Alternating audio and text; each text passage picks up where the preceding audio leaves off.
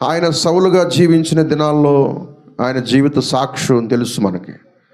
ఆయనే చెప్పాడు, పూర్వము నేను హింసకుడును, దోషకుడును, హానికరుడను అని ఆయనే చాలా చోట్ల సాక్ష్యం చెప్పాడు.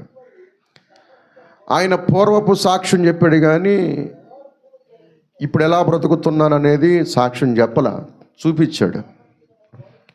పూర్వమేమీ ఇలాగ ఉన్నానని చెప్పాడు, ఇప్పుడు నేను మారాను, మంచిగా ఉన్నానని ఎవరికి చెప్పట్లేదు, కానీ అది వాళ్ళకు తెలుసుకునేలాగానే ఆయన తన జీవితాన్ని చూపిస్తున్నాడు.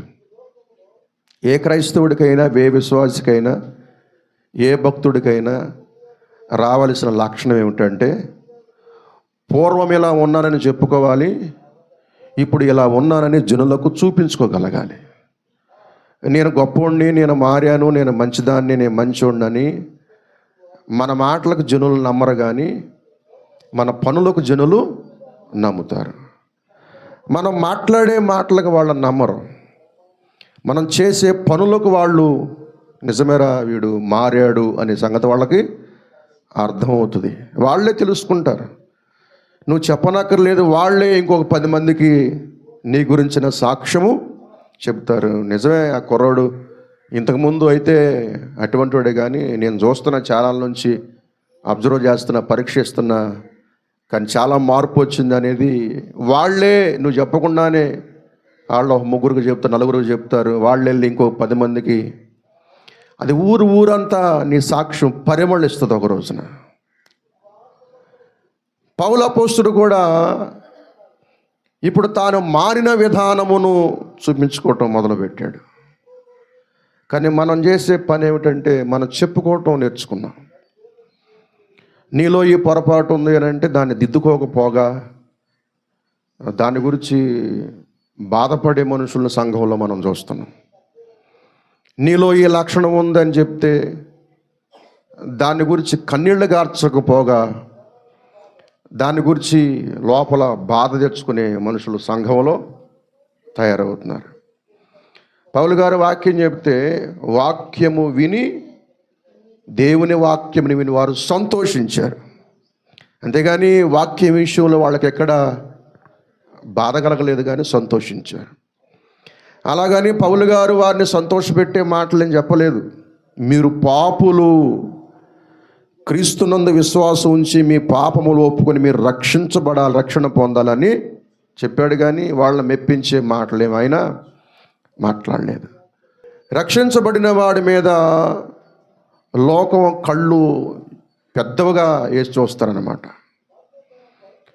ఎవడైనా వీరు మారాడు అంటే మారినప్పుడు ఎవడు చూడడం, కానీ మనం మారు మనసు పొంది ప్రభువులోకి వచ్చినాక ఊరందరి కళ్ళు మన మీదే ఉంటాయి. మన ఊరికే కాళ్ళు నొప్పులు పుట్టి బలమే కూర్చున్నా సరే, వీడు ఎందుకు కూర్చున్నాడనే దూరంలో వాళ్ళు చూస్తారు. అంతకుముందు నువ్వు తెల్లవారులు దాని పడుకున్నా ఎవడు పట్టించుకోడు, కానీ మార్పు చెంది బాప్తిసం పొందినాక ఊరికి అక్కడ కాళ్ళు నొప్పులు వచ్చి కూర్చున్నా కూడా వాళ్ళు తప్పుపడతారు, ఆలోచన చేస్తారు. అంతకుముందు నువ్వు ఎవరితో ఏం మాట్లాడినా వాళ్ళు పట్టించుకోరు, కానీ ఊరికే రోడ్డు మీద కూర్చుని ఆమెతో ఒక మాట మాట్లాడితే చాలు, ఆమెను నీకేసి కట్టే ఒక నీచమైన జనాంగం ఉన్నారన్నమాట. ఎందుకంటే అందరి కన్నులు దేవుని బిడ్డల మీద ఉంటాయి. ఇది గుర్తుపెట్టుకుని దేవుని మందిరానికి వచ్చేవాళ్ళు ఏమి నేర్చుకోవాలంటే, సాక్ష్యమును కాపాడుకోవటం నేర్చుకోవాలి. మన చేతిలో ఏముంటుంది? పరిశుద్ధ గ్రంథం ఉంది కదా, ఇది 2 అంచులు కలిగిన ఖడ్గం. ఇదే యెహోవా భక్తులందరికీ ఘనత. ఇది పట్టుకుని కూడా ఎవడైనా ఘనహీనుడు అయ్యాడంటే వాడికి 2 అంతల తీర్పు కంటే కూడా మించి ఉంటుంది. దీన్ని పట్టుకుని కూడా ఎవడైనా ఘనహీనమైన జీవితం జీవించాడు అంటే కనుక వానికి కఠిన శిక్ష, కఠిన తీర్పు ఉంటుంది.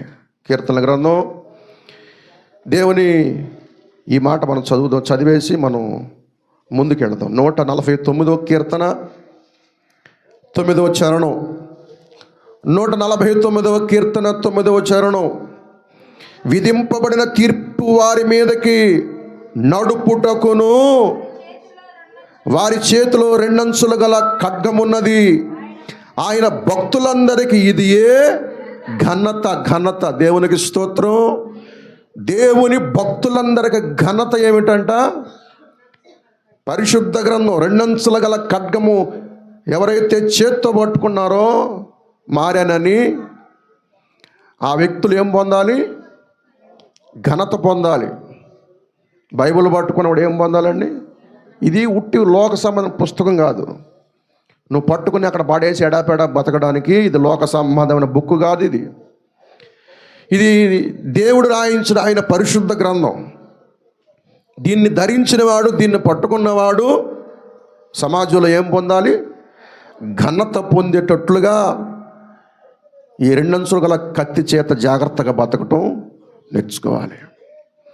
కానీ దీన్ని చేతబట్టినవాడు, దీన్ని చదువుతున్నవాడు, దీన్ని వింటున్నవాడు ఏమాత్రం లోకంలో ఘనహీనమైనటువంటి ఏంట్రా ఈడు రక్షణ పొందాడుగా, మందిరానికి వెళ్తున్నాడుగా, బైబిల్ పట్టుకున్నాడుగా, ఏంటి ఇటువంటి పనులు చేస్తాడు అని ఒక ఘనహీనమైన అవమానకరమైన మాట, నింద నీ మీదకు వస్తే నిన్ను తీర్పు తీర్చుటకు దేవుడు వెనుకాడు వాడు కాడు. అక్కడే అంటాడు, మన ప్రారంభంలో చదివి ఏమంటాడు ఆయన? విధింపబడిన తీర్పు. దేవుడు ఏం చేస్తాడంట? వారి మీదకి తీర్పు నడిపిస్తాడంట. ఎరా కత్తి పట్టుకుని కూడా నువ్వు ఘనహీనుడివి అయ్యావు. కనుక నీ సాక్ష్యము నీ పేరు ఘనమైనదిగా సమాజంలో పలకబడాలి. అది పౌలు అపోస్తలుడు చెప్పినటువంటి విషయం. మనం చెయ్యని దానికి 100 మాటలు అన్నప్పటికీ అది మనకి నష్టం కాదు, కానీ చేసిన దానికి కనుక ఒక్క మాట వచ్చినా అది తీవ్రమైన నష్టాన్ని కలిగిస్తుంది. ఈ బైబిలు ఎంత మంచి గ్రంథమో సరిగ్గా లేని వాడికి అది అంత చెడ్డది కూడా మారద్దన్నమాట. అందుకే దీనికి పేరేంటంట? జాగ్రత్తగా లేకపోతే తెగ నరుకుద్ది, జాగ్రత్తగా ఉంటే నీ మీదకి వచ్చే శత్రువులని అది తెగ నరుకుతుంది.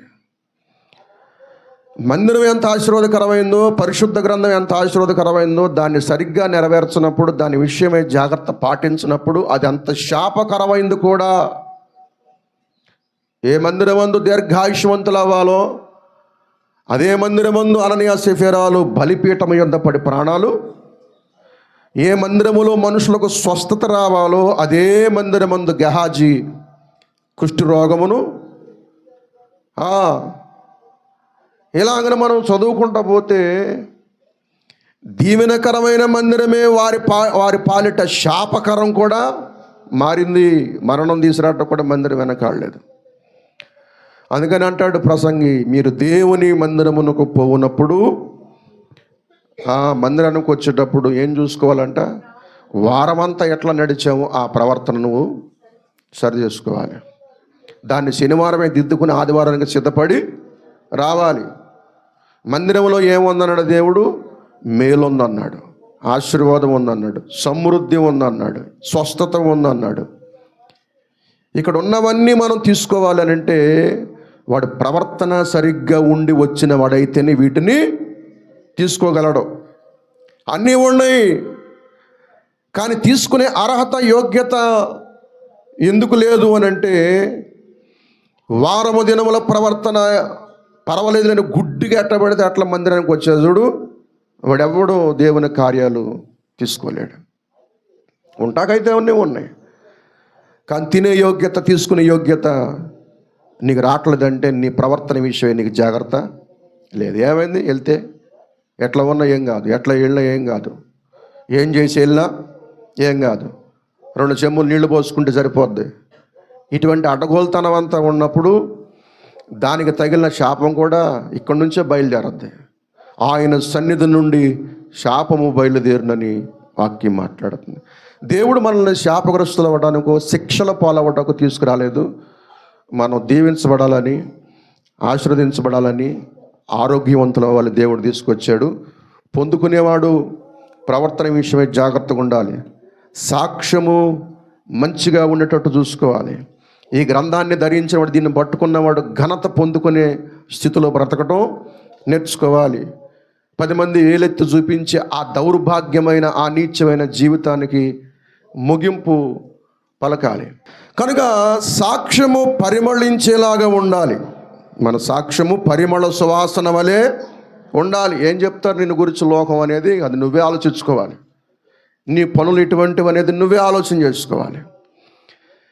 సాక్ష్యం గనక మంచిగా ఉంటే దేవుడు వారిని నూరంతలుగా ఆశీర్వదిస్తాడు. సాక్ష్యం పాడైపోతే దేవుడు ఎవరిని ఆశీర్వదించడు. పైగా తిరిగి వాళ్ళ మీదకి శాపం వస్తుంది. సాక్ష్యం అనేది ఎట్లా ఉండాలి? మంచిగా ఉండాలి. అలా మంచి సాక్ష్యం, పరిమళించే సాక్ష్యం కనుక నీకుంటే దేవుడు నిన్ను ఆశీర్వదించే విషయంలో వెనుకాడువాడు కాడని నువ్వు గుర్తుపెట్టుకో.